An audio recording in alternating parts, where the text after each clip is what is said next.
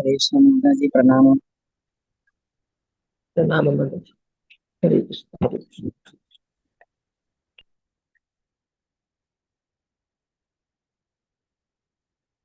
ഹരേ കൃഷ്ണ.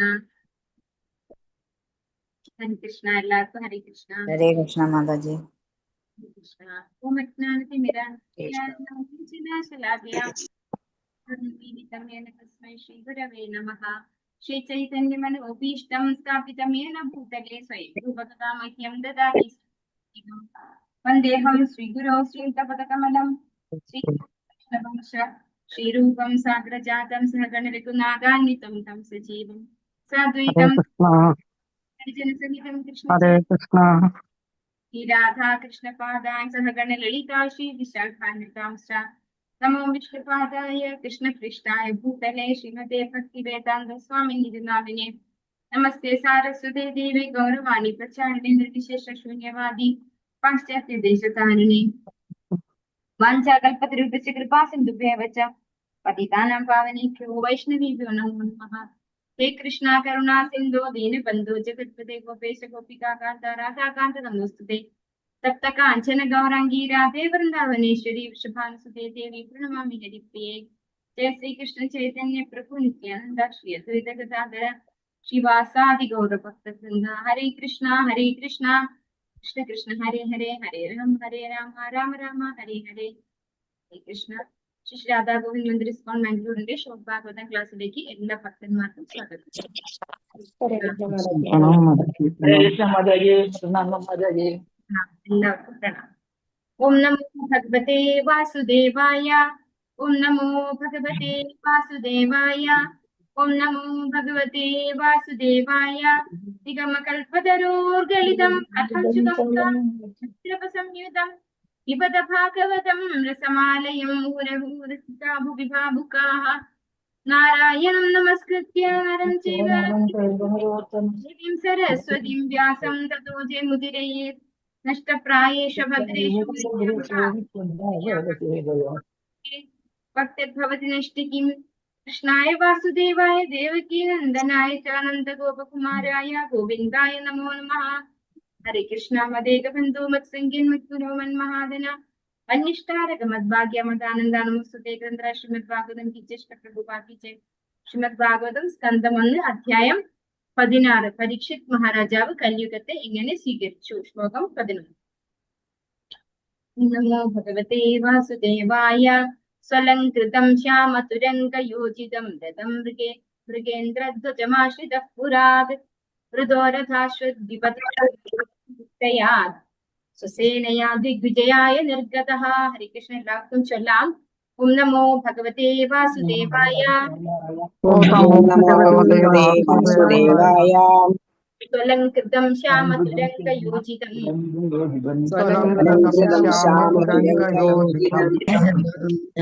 മൃഗേന്ദ്രധ്വജമാശ്രിതഃ പുരാത്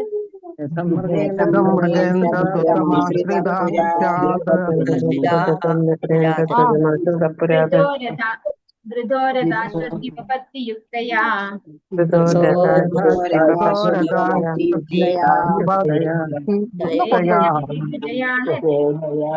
വിജയായ നിർഗതഃ.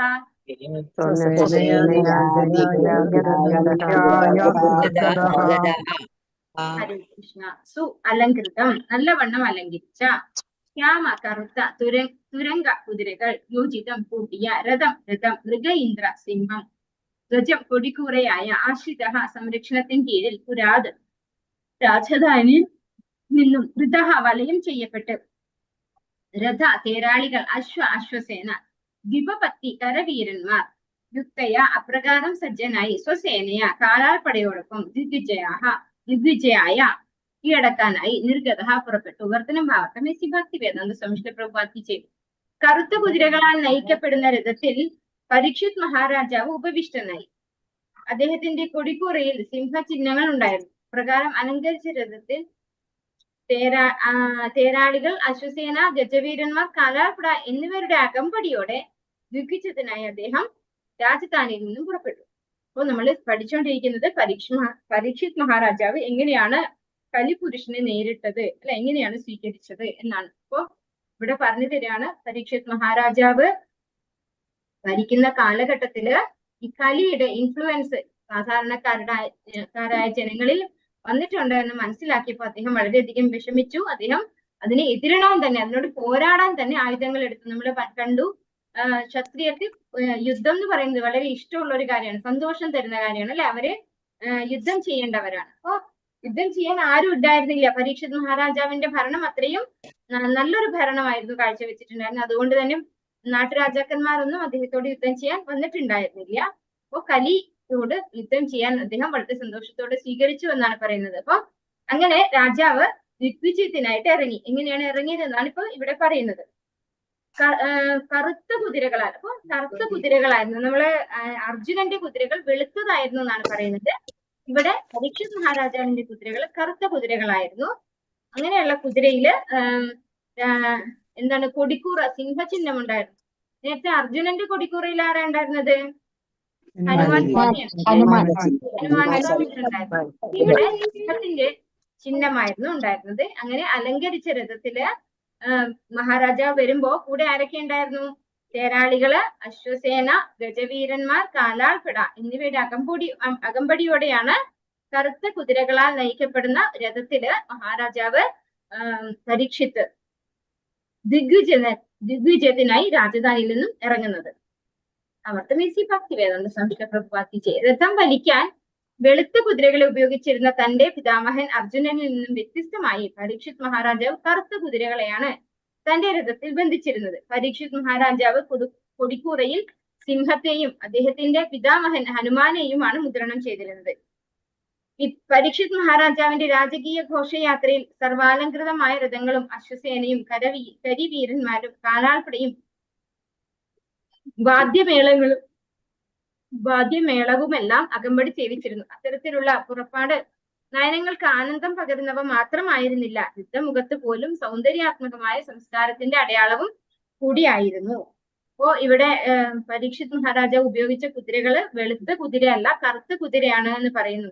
അപ്പൊ ഒരുപക്ഷെ നമ്മള് ഇന്നത്തെ കാലത്ത് എല്ലാവർക്കും ഉണ്ടാവും അല്ലെ, പിന്നെ എന്താണ് ഒരു ഉപയോഗിക്കുന്ന സാധനങ്ങൾ അതേപോലെ ആണ് ഇപ്പൊ ഉപയോഗിച്ചതെന്ന് വിചാരിക്കുക. അപ്പൊ അതായത് അർജുനന്റെ സെയിം പോലെ വെളുത്ത കുതിര തന്നെയാണ് പരീക്ഷിത് മഹാരാജാവ് ഉപയോഗിച്ചതെങ്കിൽ നമ്മൾ പറയും എന്താ, വെളുത്ത കുതിരയെ പൂട്ടിയ തേരാണെങ്കിൽ നമുക്ക് എല്ലാം ശുഭമായി, അല്ലെങ്കിൽ എല്ലാം ജയിക്കും എന്നുള്ള ഇതായി അല്ലെ. ഒരുപക്ഷെ അതായിരിക്കും ഇങ്ങനെ രണ്ട് തരത്തിലുള്ള കുതിരകളെ ഉപയോഗിച്ചിട്ടുണ്ടാവാം. ഇവിടെ ആദ്യം അർജുനൻ ഉപയോഗിച്ചത് വെളുത്ത കുതിരയാണെങ്കിൽ പരീക്ഷിത് മഹാരാജാവ് കറുത്ത കുതിരയാണ് ഉപയോഗിച്ചത്. അതുപോലെ അർജുനന്റെ രഥത്തിൽ കൊടിയടയാളമായിട്ടുണ്ടായിരുന്നത് ഹനുമാൻ സ്വാമിയായിരുന്നു. ഇവിടെ സിംഹത്തിനെയാണ് കൊടിയടയാളമാക്കി വെച്ചിരിക്കുന്നത്. അങ്ങനെയുള്ള ഒരു വ്യത്യാസം അവിടെ എടുത്തു കാണിക്കുകയാണ് ശിലപ്രഭുപാദര്. അപ്പൊ അദ്ദേഹം ഇങ്ങനെ കാലാൾപ്പടയും കുതിരയും എല്ലാമായിട്ട് പോയി. അപ്പൊ ഈ ഒരു കാഴ്ച എന്ന് പറയുന്നത് നമ്മളിപ്പോ ഒരു എന്താ പറയാ ഘോഷയാത്രയൊക്കെയാണ് നമ്മൾ ഇങ്ങനെ കാണാൻ പറ്റുക അല്ലെ. ഇന്നത്തെ കാലത്ത് നമുക്ക് ഇതൊക്കെ കാണാൻ പറ്റുന്നത് ഘോഷയാത്രയിലാണ്. അപ്പൊ അത് മാത്രല്ല, കാണാൻ നല്ല സുന്ദരമാണ് എന്നുള്ളത് മാത്രല്ല, യുദ്ധമുഖത്ത് പോലും നമ്മുടെ ഒരു സംസ്കാരം, ആ ഒരു സൗന്ദര്യാത്മകമായ സംസ്കാരത്തിന്റെ അടയാളം കൂടിയായിരുന്നു എന്ന് പറയുകയാണ് ഇവിടെ. ഭദ്രാശ്വം കേതുമാലം ച ഭാരതം ചോത്തരാൻ കുരൂൻ കിം പുരുഷാദീനി വർഷാണി വിചിത്യ ജഗൃഹേ ബലിം. എല്ലാവർക്കും ചൊല്ലാം. ഭഗവതേ വാസുദേവായ.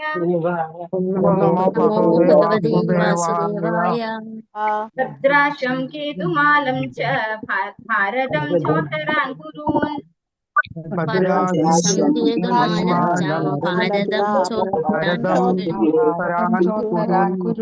പുരുഷാദീനി വർഷാണി വിചിത്യ ജഗൃഹേ ബലിം.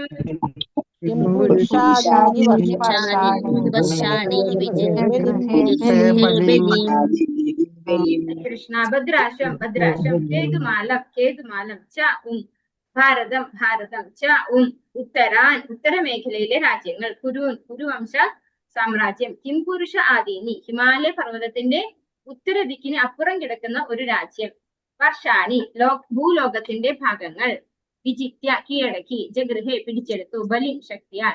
വർത്തനം ഭാരതമേസി ഭക്തി വേദാന്ത സംശയ പ്രഭുപാത്തിച്ചേ. അനന്തരം പരീക്ഷിത് മഹാരാജാവ് ഭദ്രാശ്വം, കേതുമാലം, ഭാരതം, ഉത്തരകുരു, കിംപുരുഷം തുടങ്ങിയ ഭൂലോകത്തിലെ സർവ്വഭാഗങ്ങളും കീഴടക്കുകയും അതാത് പ്രദേശങ്ങളിലെ രാജാക്കന്മാരിൽ നിന്നും കപ്പം ഈടാക്കുകയും ചെയ്തു. അപ്പോ രാജാവ് പിടിച്ചടക്കിയ രാജ്യങ്ങളുടെ പേരാണ് ഇവിടെ എടുത്ത് പറഞ്ഞിരിക്കുന്നത് ഈ ശ്ലോകത്തില്. ഭദ്രാശ്വം, കേതുമാലം, ഭാരതം, ചോത്തര, അതായത് കുരു രാജ്യങ്ങള്, കിംപുരുഷം, പിന്നെയോ വിജിത്യ കീഴടക്കി. അത് ഇങ്ങനെയുള്ള എല്ലാ സ്ഥലങ്ങളും രാജാവ് കീഴടക്കി എന്നാണ് പറയുന്നത്. ഇവിടെ ഭാവാർത്ഥത്തിൽ പ്രഭുവാദിൽ ഓരോ രാജ്യത്തെക്കുറിച്ചും ഈ കീഴടക്കിയ ഓരോ രാജ്യത്തെക്കുറിച്ചും എടുത്ത് ഡീറ്റെയിൽഡ് ആയിട്ട് പറഞ്ഞു തരുന്നു. ആവർത്തം ബി.സി. ഭക്തി വേദാന്ത സ്വാമി ശ്രീല പ്രഭുപാദ് ഭദ്രാശ്വം മേരുപർവ്വതത്തിന് സമീപത്തുള്ള ഭൂഭാഗമാണിത്. ഇത് ഗന്ധമാദന പർവ്വതം മുതൽ ഉപ്പുകടൽ വരെ വ്യാപിച്ചു കിടക്കുന്നു. മഹാഭാരതം ഭീഷ്മപർവം 7:14 മുതൽ 18 വരെ ഭാരതത്തിൽ ഈ വർഷത്തെ കുറിച്ചുള്ള വർണ്ണനയുണ്ട്. സഞ്ജയൻ ധൃതരാഷ്ട്രക്ക് വിവരിച്ചു കൊടുക്കുന്ന വർണ്ണനകളാണ് അവ. ഈ വർഷം എന്ന് പറയുന്നത് ഒരു പ്രത്യേക അളവാണ്, ഓരോ ഭൂപ്രദേശമാണത്. അപ്പോ കിംപുരുഷ വർഷം എന്നൊക്കെ നമ്മൾ 5-ാമത്തെ സ്കന്ധമൊക്കെ എത്തുമ്പോൾ ഇതൊക്കെ വായിക്കുന്നുണ്ടാവും. അപ്പൊ ഈ ഭദ്രാശ്വം എന്ന് പറയുന്നത് മേരു പർവ്വതത്തിന് അടുത്തുള്ള ഒരു ഭൂഭാഗമാണ്. അത് അതിന്റെ ഒരു ലെങ്ത് പറയുന്നത് ഗന്ധമാദന പർവ്വതം മുതൽ ഉപ്പുകടൽ വരെ, ഉപ്പുകടൽ നമുക്ക് എല്ലാവർക്കും അറിയാം അല്ലെ, ഉപ്പുകടൽ വരെ വ്യാപിച്ചു കിടക്കുന്ന സ്ഥലമാണ് ഭദ്രാശ്വം. മഹാരാജാവ് യുധിഷ്ഠിരനും ഈ വർഷത്തെ കീഴടക്കിയിട്ടുണ്ട്. ആകയാൽ ഈ പ്രദേശം അദ്ദേഹത്തിന്റെ സാമ്രാജ്യത്തിൽ ഉൾപ്പെട്ടിരുന്നു.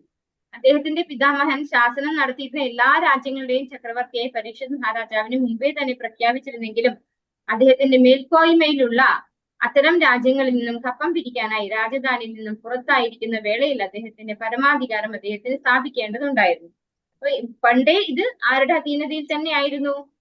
പരീക്ഷിത് മഹാരാജാവിന്റെ അല്ലെ. കാരണം യുധിഷ്ഠിര മഹാരാജാവിന്റെ അധീനതയിൽ ഉള്ളത് കൊണ്ട് സ്വാഭാവികമായിട്ടും പരീക്ഷിത് മഹാരാജാവിന്റെയും അധീനതയിലാണ്. പക്ഷെ അവിടെ പോയി കരം പിരിക്കണമെങ്കിൽ അതിന് സ്വന്തം അധീനതയിലാക്കേണ്ടതിന്റെ ആവശ്യം ഉണ്ടായിരുന്നു എന്നാണ് ഇവിടെ പറയുന്നത്. അപ്പൊ മാത്രമേ കപ്പം പിരിക്കാൻ സാധിക്കുള്ളൂ. നമ്മൾ നേരത്തെയുള്ള ശ്ലോകത്തില് പഠിച്ചു എന്തിനാണ് പരീക്ഷിത് മഹാരാജാവ് എല്ലാവരിൽ നിന്നും കപ്പം പിരിക്കുന്നത്. അവർക്ക് തന്നെ ദാനമായിട്ട് അല്ലെ, അവർ ഇങ്ങോട്ട് തരുന്നതിനേക്കാൾ കൂടുതലാണ് പരീക്ഷിത് മഹാരാജാവ് അവർക്ക് കൊടുക്കുന്നത്, അതായത് രാജ്യത്തിലുള്ള ജനങ്ങൾക്ക് കൊടുക്കുന്നത് അവരുടെ സംരക്ഷണത്തിനായിക്കൊണ്ട്. അപ്പൊ അതുകൊണ്ട് തന്നെ ആർക്കും ഇവിടെ കഠിനാധ്വാനത്തിന്റെയോ അല്ലെങ്കിൽ ബുദ്ധിമുട്ടിന്റെയോ പ്രയാസത്തിന്റെയോ ആവശ്യം ഉണ്ടായിരുന്നില്ല. പരീക്ഷിത് മഹാരാജാവ് ദാനമായിട്ട് അവർക്ക് കൊടുക്കാറുണ്ട്. കേതുമാലം, ഈ ഭൂലോകം 7 സാഗരങ്ങളാൽ 7 ദ്വീപുകളായി വിഭജിച്ചിരിക്കുന്നു. അതിൽ ജംബുദ്വീപ് എന്ന് വിശേഷിപ്പിക്കുന്ന മധ്യഭാഗത്തിലുള്ള ദ്വീപ് 8 മഹാപർവ്വതങ്ങളാൽ 9 വർഷങ്ങൾ അഥവാ ഭൂഭാഗങ്ങളായി വിഭജിച്ചിരിക്കുന്നു. ഭാരതവർഷം എന്നത് മുകളിൽ പറഞ്ഞ 9 വർഷങ്ങളിൽ ഒന്നാണ്. അപ്പൊ നമ്മുടെ സ്ഥലം അതാണ് ഇവിടെ എടുത്ത് പറഞ്ഞിരുന്നത് അല്ലെ. കേതുമാലവും ഈ വർഷങ്ങളിൽ ഒന്നായി വിവരിക്കപ്പെട്ടിരിക്കുന്നു. കേതുമാല വർഷത്തിലെ സ്ത്രീകൾ അതിസൗന്ദര്യവതികളാണെന്ന് പറഞ്ഞിരിക്കുന്നു. ഈ വർഷത്തെ അർജുനനും അധീനതയിലാക്കിയിരുന്നു. ഈ ഭൂമേഖലയെ കുറിച്ചുള്ള വർണ്ണനകൾ മഹാഭാരതത്തിൽ സഭാപർവം 28 കാണാം. കേതുമാലം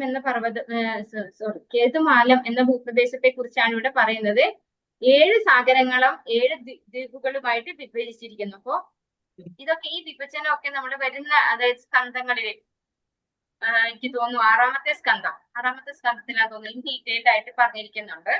ഈ ജംബുദ്വീപും കാര്യങ്ങളും എല്ലാം 5-ാമത്തേലാണോ 6-ാമത്തേലാണോ കൺഫ്യൂഷൻ. 5-ാമത്തേലാണോ? അവിടെ എവിടെയോ പറയുന്നുണ്ട്, എനിക്ക് കൃത്യമായിട്ട് ഓർമ്മയില്ല. അപ്പൊ വലിയ ഡീറ്റെയിൽഡ് ആയിട്ട് അതൊക്കെ പറഞ്ഞിരുന്നുണ്ട്. ഇവിടെ വളരെ ബ്രീഫ് ആയിട്ട് പറഞ്ഞുതരാണ്. ഈ ഭൂലോകം 7 സാഗരങ്ങളാൽ 7 ദ്വീപുകളായി വിഭജിച്ചിരിക്കുന്നു. അതിൽ ജംബുദ്വീപ് എന്ന് വിശേഷിപ്പിക്കുന്ന മധ്യഭാഗത്തിലുള്ള ദ്വീപ് 8 മഹാപർവ്വതങ്ങളാൽ 9 വർഷങ്ങൾ അഥവാ ഭൂഭാഗങ്ങളായി വിഭജിച്ചിരിക്കുന്നു. അപ്പൊ 8 പർവ്വതങ്ങളുടെ മിഡിലായിട്ട് 9 ഭൂഭാഗങ്ങളായിട്ട് വരും അല്ലെ. അങ്ങനെയാണ് ഈ ജംബുദ്വീപിനകത്താണ് നമ്മൾ ഇരിക്കുന്ന സ്ഥലം കൂടെ വരുന്നത്. ഭാരതവർഷം എന്നത് മുകളിൽ പറഞ്ഞ 9 വർഷങ്ങളിൽ ഒന്നാണ്. ഈ ജംബുദ്വീപ് എന്ന് പറയുന്നതിനകത്താണ് വരുന്നത്. കേതുമാലവും ഈ വർഷങ്ങളിൽ ഒന്നായി വിവരിക്കപ്പെട്ടിരിക്കുന്നു. കേതുമാല വർഷത്തിൽ അപ്പോ ഈ 9 വിഭജിച്ചിരിക്കുന്ന വർഷങ്ങളിൽ ഒന്നാണ് എന്ത്, നമ്മുടെ ഇരിക്കുന്ന ജംബുദ്വീപിനകത്തിരിക്കുന്ന നമ്മളിരിക്കുന്ന ഈ ഭൂപ്രദേശം. അതുപോലെ മറ്റൊരു പ്രദേശമാണ് ഇത് കേതുമാലം എന്ന് പറയുന്നത്. അപ്പൊ ഈ 9 വർഷങ്ങൾ ഭൂഭാഗങ്ങളായി വിഭജിച്ചിരിക്കുന്നതിൽ ഒന്നാണ് നമ്മളിരിക്കുന്ന സ്ഥലവും അതുപോലെ മറ്റൊരു സ്ഥലമാണ് കേതുമാലവും ഈ വർഷങ്ങൾ ഒന്നായി വിവരിക്കപ്പെട്ടിരിക്കുന്നു. കേതുമാല വർഷത്തിലെ സ്ത്രീകൾ സൗന്ദര്യവതികളാണെന്ന് പറഞ്ഞിരിക്കുന്നു. ഈ വർഷത്തെ അർജുനന് അധീനതയിലാക്കിയിരുന്നു. ഈ ഭൂമേഖലയെ കുറിച്ചുള്ള വർണ്ണനകൾ മഹാഭാരതത്തിലുണ്ട് എന്നാണ് പറഞ്ഞു തരുന്നത്. ഈ ഭൂഭാഗം മേരു പർവ്വതത്തിന്റെ പശ്ചിമ ഭാഗത്ത് സ്ഥിതി ചെയ്യുന്നതായി പറയപ്പെടുന്നു. ഈ ഭൂമേഖലയിലെ നിവാസികൾ 10,000 വർഷം വരെ ആയുസ്സുള്ളവരായിരുന്നുവെന്നും പറയുന്നു. ഈ ഭൂപ്രദേശത്ത് വസിക്കുന്ന ജനങ്ങൾ സ്വർണ്ണ നിറമുള്ളവരും സ്ത്രീകൾ സ്വർണ്ണോക അപ്സരസുകളോട് സാരൂപ്യമുള്ളവരുമാണ്. അവിടുത്തെ നിവാസികൾ എല്ലാം തന്നെ എല്ലാവിധ രോഗങ്ങളിൽ നിന്നും വ്യാകുലതകളിൽ നിന്നും വിമുക്തരാണ്. അപ്പൊ നോക്കൂ, നമ്മള് വൈകുണ്ഠധാമത്തെ കാര്യമൊന്നും അല്ല ഇവിടെ പറയുന്നത്. എവിടെയാണ് പറയുന്നത്? ഈ പ്രപഞ്ചത്തിനകത്ത് നമ്മളിരിക്കുന്ന അതേപോലെ തൊട്ടപ്പുറത്തുള്ള കുറച്ച് എവിടെയോ അല്ലെ നമ്മുടെ അടുത്ത് എവിടെയോ ഉള്ള ഒരു ഭൂഭാഗമാണ് ഈ പറയുന്ന കേതുമാല എന്ന് പറയുന്നത്. അവിടെ കേതുമാലത്തിലെ ആരും ഇല്ല എന്നല്ല പറയുന്നത് അല്ലെ. അവിടെയുള്ളവരൊക്കെ എന്താണ്? സുന്ദരന്മാരും സുന്ദരിമാരും ഒക്കെയാണ്. മാത്രല്ല അവരൊക്കെ 10,000 വർഷങ്ങൾ ആയുസ്സുള്ളവരാണ്. പിന്നെയോ അവര് അപ്സര സുന്ദരികളോട് അത്രയും അപ്സരസ് പോലെ തോന്നിക്കുന്ന അത്രയും സൗന്ദര്യം ഉണ്ടവർക്ക്. അവർക്കാർക്കും തന്നെ അസുഖങ്ങൾ ഒന്നും ഉണ്ടാകുന്നില്ല. ഒരു ബുദ്ധിമുട്ടുകളും അവർക്കില്ല. അപ്പൊ ഇത്രയും സുഖ സൗകര്യങ്ങളുള്ള ഭൂമിയിൽ തന്നെയുള്ള ഒരു പ്രദേശമാണ് ഇതല്ലേ. ഇനി ഭാരതവർഷം. ജംബുദ്വീപിലെ 9 വർഷങ്ങളിൽ ഒന്നാണ് ഈ ഭൂവിഭാഗവും. മഹാഭാരതത്തിൽ ഭീഷ്മപർവം അധ്യായം 9-10 ഭാരതവർഷത്തെ കുറിച്ചുള്ള വിവരണങ്ങൾ കാണാം. ജംബുദ്വീപിന്റെ മധ്യഭാഗത്ത് ഇളാവൃത വർഷം സ്ഥിതി ചെയ്യുന്നു. ഇളാവൃത വർഷത്തിന്റെ തെക്കുഭാഗത്ത് ഹരിവർഷം സ്ഥിതി ചെയ്യുന്നു. ഈ വർഷങ്ങളെ കുറിച്ചുള്ള വർണ്ണനകൾ മഹാഭാരതത്തിൽ സഭാപർവം 28-7-8 ഇപ്രകാരം നൽകിയിരിക്കുന്നു. ഇപ്പോ മഹാഭാരതത്തിൽ പറഞ്ഞിരിക്കുന്ന കാര്യങ്ങൾ ഇവിടെ എടുത്തു പറയാണ്. നഗരാം ശവനാം ശൈവ നദീശ വിമലോദകാഹ പുരുഷാൻ ദേവകൽപാംശ നാരീശ പ്രിയദർശനാഹ പൂർവാൻ സുഭഗാൻ സദദർശ ധനഞ്ജയഃ സദസാനി ചക്ഷുപ്രാണി നാരീശ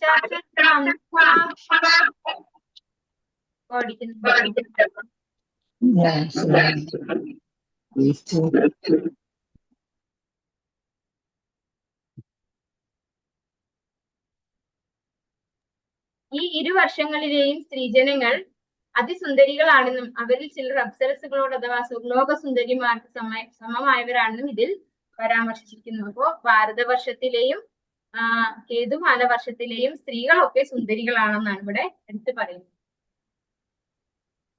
ഉത്തരകുരു. വൈദിക ഭൂവിവരണ ശാസ്ത്രം അനുസരിച്ച് ജംബുദ്വീപിന്റെ ഉത്തരഭാഗത്തെ കുരുവർഷം എന്ന് വിശേഷിപ്പിക്കുന്നു. 3 വർഷവും ഉപ്പുകടലാൽ ചുറ്റപ്പെട്ട് കിടക്കുന്ന ഉത്തര കുരുവർഷത്തെ ഹിരൺമയ വർഷത്തിൽ നിന്നും ഭഗവാൻ ശൃംഗവാൻ മലനിരകൾ വേർതിരിക്കുന്നു. അപ്പൊ ഇതെല്ലാം ഭൂപ്രദേശങ്ങളെ കുറിച്ചാണ് പറയുന്നത്. ഉത്തരകുരു എന്ന് പറയുന്നത് എന്താണ്? ജംബുദ്വീപിന്റെ ഉത്തര ഭാഗത്തെ ഒരു സ്ഥലമാണെന്ന് പറയുന്നു. ഇത് ഉപ്പുകടലാൽ ചുറ്റപ്പെട്ടിരിക്കുന്നു. 3 വശവും ഉപ്പുകടലാൽ ചുറ്റപ്പെട്ടിരിക്കുന്ന ഒരു സ്ഥലമാണ് ഉത്തരകുരു. കിംപുരുഷ വർഷം 80,000 മൈൽ നീളവും ഉയരവും ഉള്ളതും 16,000 മൈൽ വിസ്തൃതിയിൽ വ്യാപിച്ചു കിടക്കുന്നതുമായ മഹാഹിമാലയ പർവ്വതത്തിന്റെ വടക്കു ഭാഗത്ത് കിംപുരുഷ വർഷം സ്ഥിതി ചെയ്യുന്നതായി പറയപ്പെടുന്നു. ഈ ഭൂമേഖലയും അർജുനൻ കീഴടക്കിയിരുന്നതായി സഭാപർവം 28:1-2 പ്രതിപാദിച്ചിരിക്കുന്നു. ദക്ഷപുത്രരുടെ അനന്തരഗാമികളാണ് കിംപുരുഷന്മാർ. മഹാരാജാവ് യുധിഷ്ഠിരൻ അശ്വമേധ യജ്ഞം നടത്തിയപ്പോൾ ഈ രാജ്യത്തിലെ നിവാസികളും അനുഷ്ഠാനങ്ങളിൽ പങ്കുകൊള്ളുകയും സാമ്രാട്ടിന് ഉപഹാരങ്ങൾ നൽകുകയും ചെയ്തു. ഈ ഭൂവിഭാഗത്തെ കിംപുരുഷ വർഷമെന്നും അല്ലെങ്കിൽ ചിലപ്പോൾ ഹിമാലയൻ പ്രവിശ്യ എന്നും മവാൻ വിശേഷിപ്പിക്കുന്നു. ശുകദേവ ഗോസ്വാമി ഈ ഹിമാലയൻ പ്രവിശ്യകളിലാണ് ജനിച്ചതെന്നും ഹിമാലയൻ രാജ്യങ്ങളെ മറികടന്ന് അദ്ദേഹം ഭാരതവർഷത്തിൽ എത്തിച്ചേർന്നു എന്നും പറയപ്പെടുന്നു. ശുകദേവ ഗോസ്വാമിയെ കുറിച്ച് പറയാണ് അല്ലെ. എന്താണ് കിംപുരുഷ വർഷം? അതിന്റെ വിടുത്തൊക്കെ പറയുന്നുണ്ട്. 80,000 മൈൽ നീളവും ഉയരവും ഉണ്ട്. 16,000 മൈൽ വ്യാപിച്ചു കിടക്കുകയും ചെയ്യുന്നു. ഹിമാലയ പർവ്വതത്തിന്റെ വടക്ക് ഭാഗത്താണ് കിംപുരുഷ വർഷം സ്ഥിതി ചെയ്യുന്നത്. അർജുനൻ ഈ സ്ഥലത്തെ നേരത്തെ കീഴടക്കിയിട്ടുണ്ട്.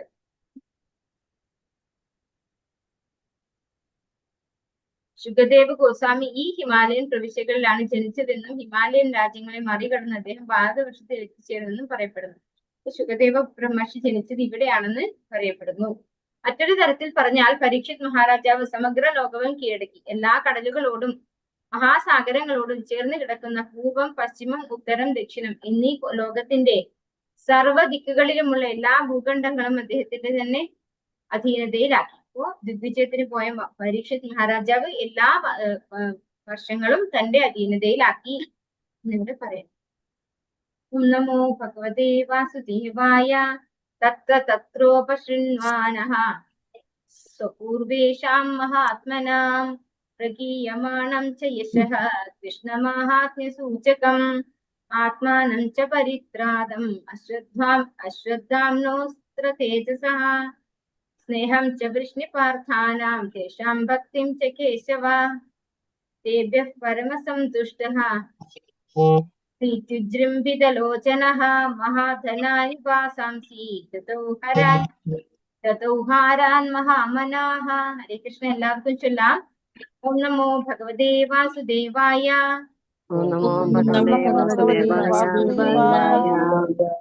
തത്ര തത്രോപശൃണ്വാന സ്വപൂർവേഷാം മഹാത്മനാം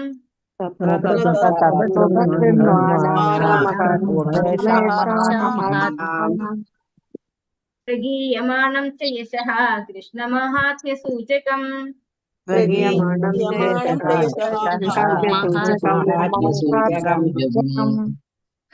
ആത്മാനം ച പരിത്രാതം അശ്വത്ഥാംനോ അസ്ത്ര തേജസഃ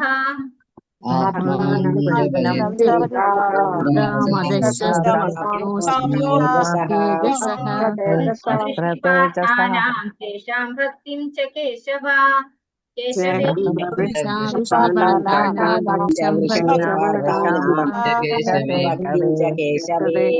പരമസന്തുഷ്ടഃ പ്രീത്യുജൃംഭിതലോചനഃ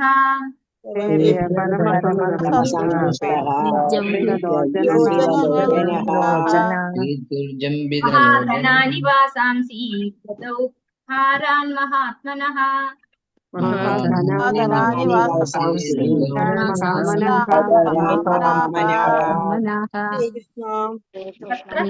രാജാവ് സന്ദർശിച്ച സ്ഥലത്തൊക്കെ ഉപശൃണ്വാനഃ അദ്ദേഹം നിരന്തരം ശ്രവിച്ചു. സ്വപൂർവേഷാം അദ്ദേഹത്തിന്റെ സ്വന്തം പൂർവ്വ പിതാമഹന്മാരെ കുറിച്ച്. മഹാ ആത്മന ഭഗവാന്റെ മഹാഭക്തന്മാരായ അവർ പ്രഗീയമാണം അപ്രകാരം അഭിസംബോധന ചെയ്യുന്നവർക്ക്.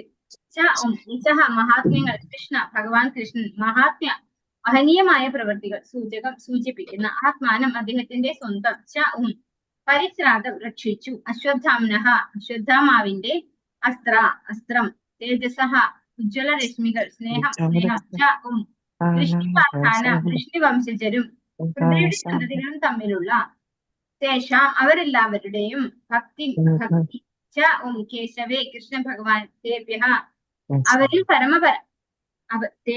അവരിൽ പരമമായി സന്തുഷ്ടനായി ആകർഷണം ഉജൃംഭിത പ്രീതിയോടെ തുറന്ന ലോചന അത്തരം നയനങ്ങൾ ഉള്ളവൻ മഹാധനാനി അമൂല്യമായ സമ്പത്ത് വാസാംസി ഉടയാടകൾ ദദൗ ദാനമായി നൽകി ഹാരാൻ കണ്ഠാഭരണം മഹാമനാഹ വിശാല വീക്ഷണമുള്ളവർ. വർത്തനം ഭാരതമേസി ഭക്തി വേദാന്ത സംശ്ലേ പ്രഭുപാദ് കി ജയ്. രാജാവ് സന്ദർശിച്ച സ്ഥലങ്ങളിലൊക്കെ ഭഗവത് ഭക്തരായ തന്റെ പൂർവികരുടെ മഹിമകളെ കുറിച്ചും ശ്രീകൃഷ്ണ ഭഗവാന്റെ മഹനീയമായ കൃത്യങ്ങളെ കുറിച്ചും നിരന്തരം ശ്രദ്ധിച്ചു. മാത്രവുമല്ല എപ്രകാരമാണ് ഭഗവാൻ അദ്ദേഹത്തെ അശ്വത്ഥാമാവിന്റെ അസ്ത്രത്തിന്റെ അതിശക്തമായ താപത്തിൽ നിന്നും രക്ഷിച്ചതെന്നും ശ്രമിച്ചു. ഭഗവാൻ കേശവനോട് ഹൃദയുടെ സന്തതി പരമ്പരകൾക്കുള്ള മഹാഭക്തി ഹേതുവായി അവർക്കും വൃഷ്ണിവംശജർക്കും മധ്യയുള്ള ഗാഢമായ പരസ്പര സ്നേഹത്തെക്കുറിച്ചും ജനങ്ങൾ പരാമർശിച്ചു. അത്തരം മഹാത്മ്യങ്ങൾ ആലപിച്ച ഗായകർ പരമസന്തുഷ്ടനായ രാജാവിന്റെ സന്തോഷത്താൽ വിടരുകയും മഹാമനസ്കനായ അദ്ദേഹം അമൂല്യമായ കണ്ഠാഭരണങ്ങളും മുടിയാടകളും അവർക്ക് പാരിതോഷികമായി സമ്മാനിക്കുകയും ചെയ്തു. അപ്പൊ ഈ ഒരു ശ്ലോകത്തിൽ എന്താ പറയുന്നത്? കുറെ ശ്ലോകങ്ങൾ ഒന്നിച്ചു ചേർന്നിട്ടുള്ള ഒരു ശ്ലോകമാണിത്. എത്ര ശ്ലോകമുണ്ട്? 13, 14, 15 3 ശ്ലോകങ്ങൾ ഒന്നിച്ചു ചേർത്തിട്ടാണ് ഇവിടെ പറയുന്നത്. രാജാവ് പരീക്ഷിത് മഹാരാജാവ് സന്ദർശിച്ച സ്ഥലങ്ങളിലൊക്കെ ഭഗവാന്റെ ഭക്തന്മാര് അതായത് എല്ലാവരും അർജുനനും പഞ്ചപാണ്ഡവരെയും ഇങ്ങനെ പുകഴ്ത്തി പറയുന്നുണ്ട് അല്ലെ, അവരെ കുറിച്ചൊക്കെ സ്തുതിച്ച് പറയുന്നുണ്ട്. അങ്ങനെ സ്തുതിച്ച് പറഞ്ഞാൽ എന്താ ഗുണം കിട്ടാം? ഭഗവാന്റെ ഭക്തന്മാരെ സ്തുതിക്കുമ്പോ എന്താ ഗുണം കിട്ടാം? ഭഗവാന്റെ കൂടുതൽ കാരുണ്യം കിട്ടും അല്ലെ. ഭഗവാനെ സ്തുതിച്ചാൽ ഭഗവാന്റെ കാരുണ്യം കിട്ടും. ഭഗവാന്റെ മുന്നിൽ ഭഗവാന്റെ ഭക്തന്മാരെ സ്തുതിച്ചാല് പിന്നെ കൂടുതലാണ് കാരുണ്യം ലഭിക്കുക. പ്രകാരമാണ് ഭഗവാൻ അദ്ദേഹത്തിന്റെ അശ്വത്ഥാമാവിന്റെ അസ്ത്രത്തിന്റെ അതിശക്തമായ താപത്തിൽ നിന്ന് രക്ഷിച്ചതെന്നും ശ്രമിച്ചു. അപ്പൊ ആളുകളൊക്കെ എന്താ പറയുന്നത്? എല്ലാവരും കൂടിയിരിക്കുമ്പോ 10ാമത്തെ അധ്യായത്തില് നമ്മൾ പഠിച്ചിട്ടുണ്ട് അല്ലെ. 10ാമത്തെ ശ്ലോകം അല്ലെ. അല്ല, ചിത്താമദ്യത പ്രാണ 10-9. ചിത്താമദ്യത പ്രാണ ബോധയന്ത പരസ്പരം കഥയന്തശ്ച മാം നിത്യം ദുഷ്യന്തി ചരമന്തി ച. ഭഗവാന്റെ ഭക്തന്മാര് പരസ്പരം കാണുമ്പോ എന്താ ചെയ്യാ? ഭഗവാനെ കുറിച്ചും ഭഗവാന്റെ ഭക്തന്മാരെ കുറിച്ചും അങ്ങോട്ടും ഇങ്ങോട്ടും പറഞ്ഞു കൊടുത്ത് ദുഷ്യന്തി ചരമന്തി ച, അവര് ആനന്ദിക്കുകയാണ് ചെയ്യുന്നത്. ഇപ്പൊ പരീക്ഷിത് മഹാരാജാവ് ദിഗ്വിജയത്തിനായി പോയപ്പോ അവിടെയുള്ള രാജ്യത്തിലുള്ള ജനങ്ങളൊക്കെയും പാണ്ഡവരെ കുറിച്ചും ഭഗവാനെ കുറിച്ചും പാണ്ഡവർക്കും ഭഗവാനും തമ്മിലുള്ള ബന്ധവും ഭഗവാൻ പാണ്ഡവരെ സംരക്ഷിച്ച കാര്യവും കൂടെ ഉണ്ടായ കാര്യവും ഒക്കെ ഇങ്ങനെ പറയുന്നത് കേൾക്കാണ്, ശ്രമിക്കാനിടയാവാണ് പരീക്ഷിത് മഹാരാജാവ്. ഭഗവാൻ കേശവനോട് ഹൃദയയുടെ സന്തതി പരമ്പരകൾക്കുള്ള മഹാഭക്തി ഹേതുവായി അവർക്കും വിഷ്ണുവംശർക്കും മധ്യേയുള്ള ഗാഢമായ സ്നേഹത്തെ കുറിച്ചും ജനങ്ങൾ പരാമർശിച്ചു. ഇപ്പോ ഭഗവാനോട് ഹൃദയയുടെ മക്കൾ എന്നാണ് ഇവിടെ പറയുന്നത് അല്ലെ. അച്ഛൻ പെങ്ങളാണ് ഭഗവാന്റെ അച്ഛന്റെ സഹോദരിയാണ് ആര്? വൃത, കുന്തി മഹാറാണി. അപ്പൊ അവരുടെ മക്കൾക്കുള്ള ഭഗവാനോടുള്ള ഭക്തിയെ കുറിച്ചും ഭഗവാനും അതുപോലെ ഭഗവാന്റെ ബന്ധുക്കളായിട്ടുള്ള യാദവ വംശത്തിനും പാണ്ഡവരുമായിട്ടുള്ള ഒരു ആത്മബന്ധത്തെ കുറിച്ചും ഒക്കെ പറയുന്നത് കേട്ടപ്പോ വളരെ സന്തോഷത്തോടെ പരീക്ഷിത് മഹാരാജാവ് അവർക്ക് വസ്ത്രങ്ങളും ആഭരണങ്ങളും ഒക്കെ സമ്മാനം കൊടുക്കണ്ടായി എന്ന് പറയുന്നു. ഭാവാർത്ഥമേസി ഭക്തി വേദാന്ത സംശയ പ്രഭുപാത്തിച്ചേ. രാജാവിനെയും രാജ്യത്തിലെ പ്രമുഖ വ്യക്തിത്വങ്ങളെയും ഉപചാരപൂർവ്വം സ്വാഗത വചനങ്ങൾ അരുളി സ്വീകരിക്കാറുണ്ട്. സ്മരണാതീത കാലം മുതൽക്കുള്ള സമ്പ്രദായമാണത്. പുകഴ്പെറ്റ ലോക ചക്രവർത്തിമാരിൽ ഒരാളായിരുന്ന പരീക്ഷിത് മഹാരാജാവും ലോകത്തിന്റെ നാനാഭാഗങ്ങളിൽ അദ്ദേഹം സന്ദർശിച്ച സ്ഥലങ്ങളിലൊക്കെ ഉപചാരപൂർവ്വം സ്വാഗതം അരുളി സ്വീകരിക്കപ്പെട്ടു. ആ സ്വാഗത വചസ്സുകളിലൊക്കെ ശ്രദ്ധാവിഷയം കൃഷ്ണനായിരുന്നു. രാജാവ് എന്നത് രാജാവിനെയും അദ്ദേഹത്തിന്റെ വിശ്വസ്ത സഹചരന്മാരെയും അർത്ഥമാക്കുന്നത് പോലെ കൃഷ്ണൻ എന്നത് കൃഷ്ണനെയും അവിടുത്തെ ശാശ്വത ഭക്തരെയും ദ്യോതിപ്പിക്കുന്നു. ഇപ്പൊ രാജാവ് പോയി ദിഗ്വിജയത്തിനായി പോയ സമയത്ത് അവിടെയുള്ളവരൊക്കെ എല്ലാവരും ഒരു അതിഥി വന്നാൽ എന്താ ചെയ്യാ? നമ്മൾ സ്വീകരിക്കും അല്ലെ. ഇവിടെയാണെങ്കിലോ പരീക്ഷിത് മഹാരാജാവ് ഇത്രയും ഉത്കൃഷ്ടനായിട്ടുള്ള ഭഗവാന്റെ ഭക്തനാണ്, ധർമ്മിഷ്ഠനായിട്ടുള്ള രാജാവാണ്, എല്ലാം കൊണ്ടും തികഞ്ഞ ഒരു രാജാവായിരുന്നു ആര്? പരീക്ഷിത് മഹാരാജാവ്. അതുകൊണ്ട് തന്നെ പോകുന്നിടത്തൊക്കെ അവര് പരീക്ഷിത് മഹാരാജാവിനെ സ്വീകരിക്കുകയും അദ്ദേഹത്തെ കണ്ടപ്പോ ഭഗവാനെ കുറിച്ചും ഭഗവാന്റെ ഭക്തന്മാരാണ് ആര്? പഞ്ചപാണ്ഡവരും അല്ലെ. അപ്പൊ അവരെ കുറിച്ചൊക്കെ പറയണ്ടായി, സംസാരിക്കുകയുണ്ടായി. ഇപ്പൊ ഇവിടെ ഒരു കമ്പാരിസൺ പറയാണ്. രാജാവ് എന്ന് പറയുമ്പോ രാജാവിന്റെ പരിവാരങ്ങളും പെടും എന്നതുപോലെ ഭഗവാൻ ശ്രീകൃഷ്ണൻ എന്നത് വരുമ്പോ ശ്രീകൃഷ്ണന്റെ സന്തത സഹചാരികൾ പാർഷദന്മാരൊക്കെ വരും. അങ്ങനെ ദ്യോതിപ്പിക്കുന്നു എന്നാണ് ഇവിടെ പറയുന്നത്. കൃഷ്ണനെയും അവിടുത്തെ പരിശുദ്ധ ഭക്തരെയും വേർതിരിക്കുക സാധ്യമല്ല. ആകയാൽ ഭക്തനെ പ്രകീർത്തിക്കുക എന്നാൽ ഭഗവാനെ പ്രകീർത്തിക്കുകയാണ്. മറിച്ചും അങ്ങനെ തന്നെയാണ്. മഹാരാജാവ് യുധിഷ്ഠിരനെയും അർജുനനെയും പോലുള്ള തന്റെ പൂർവ്വപിതാമഹന്മാരുടെ മഹാത്മ്യങ്ങൾ ശ്രീകൃഷ്ണ ഭഗവാന്റെ കൃത്യങ്ങളുമായി ബന്ധമില്ലാത്തവയെങ്കിൽ അവയെക്കുറിച്ച് ശ്രവിക്കുന്നത് പരീക്ഷിത് മഹാരാജാവിന് ഹർഷജനകമാകുമായിരുന്നില്ല. വിശേഷിച്ചും സ്വഭക്ത സംരക്ഷണത്തിനായിട്ടാണ് പരിത്രാണായ സാധൂന ഭഗവാൻ അവതരിക്കുന്നത്. ഭഗവാന്റെ സാന്നിധ്യത്തിൽ ഭക്തന്മാർ മഹത്വവത്കരിക്കപ്പെടും.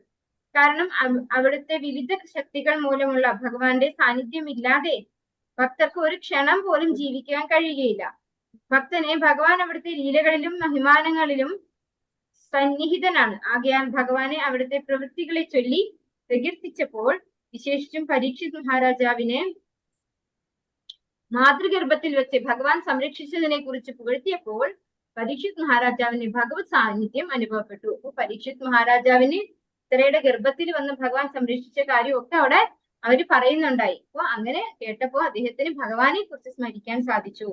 ഭഗവത് ഭക്തർ ഒരിക്കലും ആപത്തിലല്ല, എന്നാൽ ഓരോ പദം വയ്പിലും അപകടപൂർണമായി ഭൗതിക ലോകത്തിൽ ബാഹ്യദൃഷ്ട്യ അപകട അവസ്ഥയിലാക്കപ്പെടുന്ന ഭക്തൻ ഭഗവാനാൽ സംരക്ഷിക്കപ്പെടുമ്പോൾ ഭഗവാൻ വാഴ്ത്തപ്പെടുന്നു.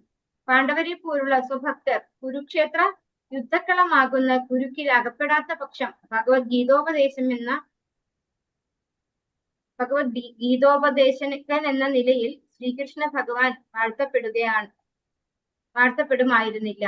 എന്താ പറയുന്നത്? ഭഗവാന്റെ ഭക്തന്മാര് എന്താണ് കുരുക്കിലാകപ്പെടുന്നു. അപ്പൊ അതെങ്ങനെയാണ് ഇവിടെ പറയുന്നത്? ഈ ഭൗതിക ലോകത്തില് എപ്പോഴും എന്താണ് പദം പദം വിപദം, അതായത് ഓരോ പദം നമ്മൾ ഓരോ അടി വെക്കുമ്പോഴും അവിടെയൊക്കെ എന്താണ് ആപത്തുകളാണ് ഇരിക്കുന്നത് എന്നാണ് പറയുന്നത്. പക്ഷേ ഭഗവാന്റെ ഭക്തന്മാരെ ആരാണ് സംരക്ഷിക്കുന്നത്? ഭഗവാൻ തന്നെയാണ്. വത്സലനായിട്ടുള്ള ഭഗവാൻ തന്നെയാണ് സംരക്ഷിക്കുന്നത്. അപ്പൊ ആ ഒരു കാര്യം എങ്ങനെയാണ് നമ്മൾ കുടുക്കിൽപ്പെട്ട് കഴിഞ്ഞാൽ ഭഗവാൻ സംരക്ഷിക്കുന്നത്? അത് ഭഗവാന്റെ കാരുണ്യാണ് അല്ലെ. നമ്മള് ഭക്തന്മാരെ സദാ ഭഗവാൻ സംരക്ഷിച്ചുകൊണ്ടിരിക്കുകയാണ്. അപ്പൊ ആ ഒരു കാര്യങ്ങളൊക്കെ പുകഴ്ത്തുമ്പോ ഭഗവാൻ തന്നെയാണ് വാഴ്ത്തപ്പെടുന്നത് അവിടെ. അതായത് ഭക്തന്മാരെ ഭഗവാൻ സംരക്ഷിക്കുന്ന കാര്യം പറയുമ്പോ അവിടെ വാഴ്ത്തുന്നത് ഭഗവാനെ തന്നെയാണ് എന്നാണ് പറയുന്നത്. ശ്രീകൃഷ്ണ ഭഗവാന്റെ ഈ നിഖില കർമ്മങ്ങളും സ്വാഗത വചനങ്ങളിൽ സൂചിപ്പിച്ചിരുന്നു. അത്തരം സ്വാഗത വചനങ്ങൾ സമർപ്പിച്ചവർക്ക് മഹാരാജാവ് പരീക്ഷിത്ത് പൂർണ്ണ സംതൃപ്തിയോടെ പാരിതോഷികങ്ങൾ നൽകി. അക്കാലത്തെയും ഇക്കാലത്തെയും സ്വാഗത വചനങ്ങൾ തമ്മിലുള്ള വ്യത്യാസം എന്തെന്നാൽ പൂർവ്വകാലത്ത് പരീക്ഷിത് മഹാരാജാവിനെ പോലുള്ള വ്യക്തികളാണ് ഉപചാരപൂർവ്വം സ്വാഗത വചനങ്ങൾ സമർപ്പിച്ചിരുന്നത്. സ്വാഗത വചസ്സുകളൊക്കെയും വസ്തുതകളെ ആധാരമാക്കിയവയായിരുന്നു. മാത്രമല്ല അത്തരം വർണ്ണനകൾ സമർപ്പിക്കുന്നവർക്ക് മതിയായ പാരിതോഷികങ്ങളും നൽകിയിരുന്നു. നേരെ മറിച്ച് ഇന്ന് നൽകപ്പെടുന്ന സ്വാഗത പ്രസംഗങ്ങൾ എപ്പോഴും വസ്തുതാപരമായവയല്ല, മറിച്ച് പദവിയിലിരിക്കുന്ന വ്യക്തിയെ പ്രീതിപ്പെടുത്തുന്നവയാണ്. മിക്കവാറും അവ സത്യവിരുദ്ധമായ മുഖസ്തുതി നിറഞ്ഞതാകുന്നു. മാത്രമല്ല സ്വാഗതം സ്വീകരിക്കുന്ന എളിയ വ്യക്തി അത്തരം സ്തുതി പാഠകർക്ക് സമ്മാനങ്ങൾ നൽകുന്നതും വിരളമാണ്. അപ്പൊ ഇവിടെ പറയാണ്, ഒരു കമ്പാരിസൺ പറയാണ്. സ്വാഗതം നമ്മൾ അരുളി, ഇവിടെ മഹാരാജാവ് പരീക്ഷത്തിന് എന്നുള്ളതാണ് സബ്ജക്ട്. അപ്പോ ഈ സ്വാഗതം എന്ന് പറയുന്നത് എന്താണ്? വസ്തുതപരമാണ്. കാരണം എന്തുകൊണ്ടാണ്? അവർ ശരിക്കും സ്വീകരിക്കപ്പെടാൻ അർഹരാണ്. അവിടെ പറയുന്ന വാചകങ്ങൾ അല്ലെങ്കിൽ സ്തുതികളൊക്കെയും ഭഗവാനെ പ്രീതിപ്പെടുത്തുന്നതാണ് അല്ലെ. ഭഗവാനെ സംബന്ധിക്കുന്നതും ഭഗവാനെ പ്രീതിപ്പെടുത്തുന്നതുമാണ്. ഇന്ന് പറയുന്നത് എന്താണ്?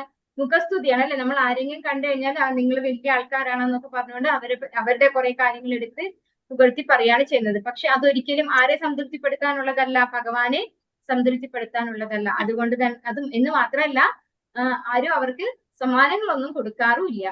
പക്ഷെ പണ്ട് പരീക്ഷിത് മഹാരാജാവ് ഭഗവാനെ പ്രീതിപ്പെടുത്താനുള്ളതാണെന്നുള്ളത് കൊണ്ട് തന്നെയാണ് അവർക്ക് പാരിതോഷികങ്ങളും നൽകിയിരുന്നു. കാരണം അത്തരത്തിലുള്ള കാര്യങ്ങൾ കിട്ടുന്നത് എല്ലാവർക്കും നല്ലതാണ് അല്ലെ. ഹരേ കൃഷ്ണ. വാഞ്ചാകൽപതരുഭ്യശ്ച കൃപാ സിന്ധുഭ്യശ്ച പതിതാനാം പാവനേഭ്യോ വൈഷ്ണവേഭ്യോ നമോ നമഃ. അനന്തകോടി വൈഷ്ണവവൃന്ദ की जय, श्री प्रभुपाद की जय, गुरु महाराज की जय, निताय गौर प्रेमानंदे। हरि हरि बोल। हरे कृष्णा श्री कृष्णा हरे हरे कृष्णा दादी, हरे कृष्णा। हरे कृष्णा।